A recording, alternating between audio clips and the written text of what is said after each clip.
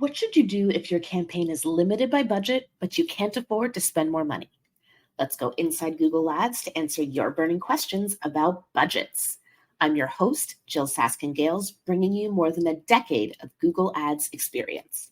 I worked at Google for 6 years, and now I'm a marketing coach, consultant, teacher, content creator, speaker, author, and podcast host. I've worked with more than 10,000 Google Ads accounts, showing business owners and marketers how to make more money from paid ads. And now I'm here to do the same for you every week for free. Each week, I pick 3 of your burning questions to answer in detail from the hundreds of comments I receive on TikTok, YouTube, Instagram, LinkedIn, and Threads. You can find all those links in the show description. If you want a chance to get your problem solved in a future episode, drop a comment on any of my social media. Or join my course inside Google Ads because members get to do this with me live every month on an exclusive 1-hour call. And now to our first Google Ads question about budgets. Ramon Burke 8568 on YouTube asks, "Hi, what do you do when your campaign is limited by budget, but you can't afford to spend more money? Thanks." Hey, Ramon, the best way I like to explain this is with an analogy. Your budget is like peanut butter, and the opportunity you're trying to capture is like bread. You're trying to spread that budget to properly capture the opportunity. Now, if you try to spread that peanut butter too thin, it's not going to work. You just don't have enough to cover that piece of bread. You're going to have a lumpy, not very good sandwich. You want to make sure the amount of peanut butter you have is that perfect amount to create a nice, delicious layer on that bread. So what you need, if you don't have enough budget, is a smaller piece of bread. How do we get a smaller piece of bread? You need to limit your targeting, and there are a few ways to do that.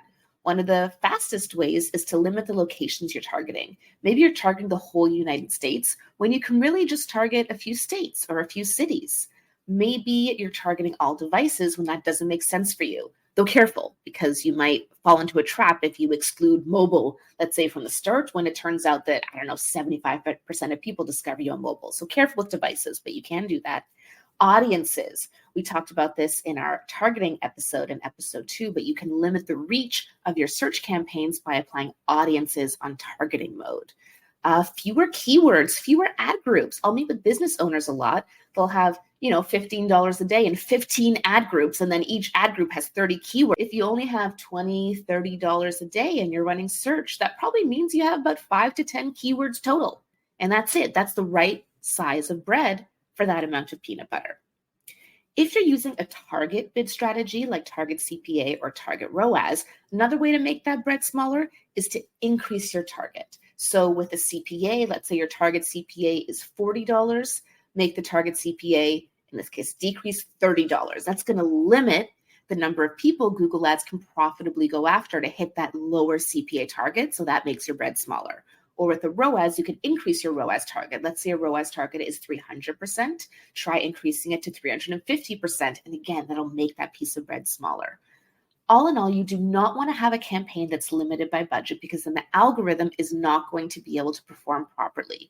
It's like you're trying to send it off to run a race with a blindfold on. It just doesn't know what's going to happen. It can't bring the learnings back. It can't do what it needs to do. So if you can't afford to spend more budget, limit your targeting or change your targets until your peanut butter matches your bread. If you like that answer and you have a friend or colleague who could benefit from hearing it, share this episode with them. Or better yet, share it on social and tag both of us. I'd love to meet your friend too. Here's another very common question I get asked. Hello, Mr. Cat on TikTok asks, how do you find out what an appropriate ad budget is? Next week's episode is going to be all about Keyword Planner. So for now, I'll say the answer is Keyword Planner. Keyword Planner is a free tool in Google Ads. You can find it in the tools section. You just go there, type in your keywords, and it'll tell you what the average CPC is on your keywords and help you forecast a budget. I recommend that you have sufficient budget for a minimum of 10 clicks a day. So if Keyword Planner tells you that the cost per click on your keywords is going to be kind of like $5-ish, give or take, then you're going to want to budget at least $50 a day for that. I'm not going to say that that is the appropriate budget. Your question was, what is the appropriate ad budget? I'm going to say that's your minimum budget. So if you do that minimum budget calculation and you're like, whoa, that's a lot of money, you need a new game plan. If you do that minimum budget calculation and you're like, yeah, I can afford that, then you might want to increase it a bit more to maybe get more than 10 clicks per day for an appropriate ad budget. Another answer I give when people ask me what's an appropriate ad budget is just whatever you can spend.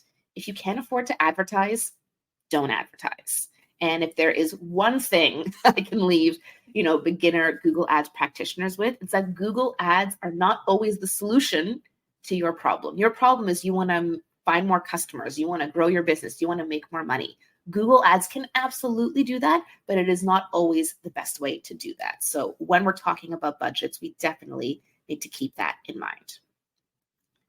By the way, you can receive a transcript of this episode in your inbox each week. So if you're on the go right now and you'd like these tips and tricks for later, sign up for the Inside Google Ads newsletter on my website.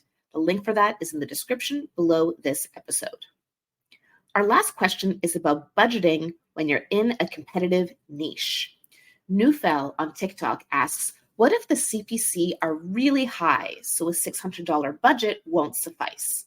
And this is a response to a video where I say my kind of blanket advice, lacking more context, is that you should spend at least $600 a month per campaign on Google Ads.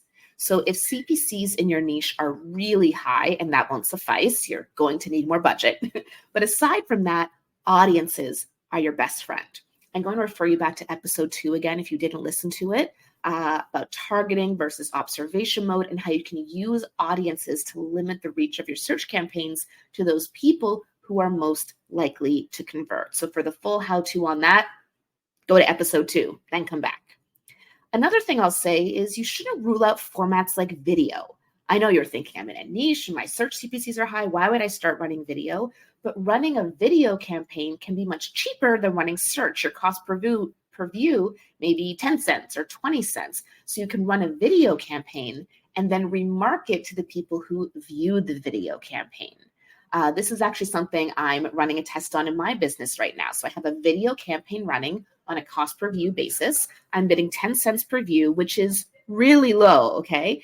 But keep in mind that on YouTube, a view means they watched at least 30 seconds or the end of the video, whichever comes first. It doesn't mean that it came across and they watched for 2 seconds and then left. That's just an impression. A view is a really engaged thing if someone is choosing to spend at least 30 seconds with your content before moving on to whatever it is they actually wanted to watch.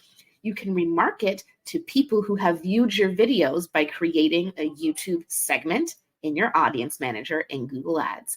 And then separately, I have a search campaign with keywords like Google Ads coaching and Google Ads course and the various products I have. But I have that search campaign on targeting mode to only target people who have seen one of my YouTube ads. Because anyone searching for a Google Ads coaching, Google Ads course, they're probably not in a position to want to pay for a Google Ads course or to want to spend what I charge for my Google Ads coaching. And that is okay. Everybody is not my target audience. So people who have already seen one of my YouTube videos, they're much more engaged with me, understand the value I bring. They are much more likely to book coaching or buy a course. And so by using targeting on my search ads, I'm able to achieve that. To sum up, if your campaign is limited by budget, make your bread smaller.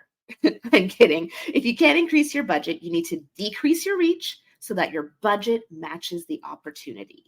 And Keyword Planner is a free tool in Google Ads that will be your best friend for budget planning. So be sure to tune in next week for episode 8, completely dedicated to your burning questions solved with Keyword Planner.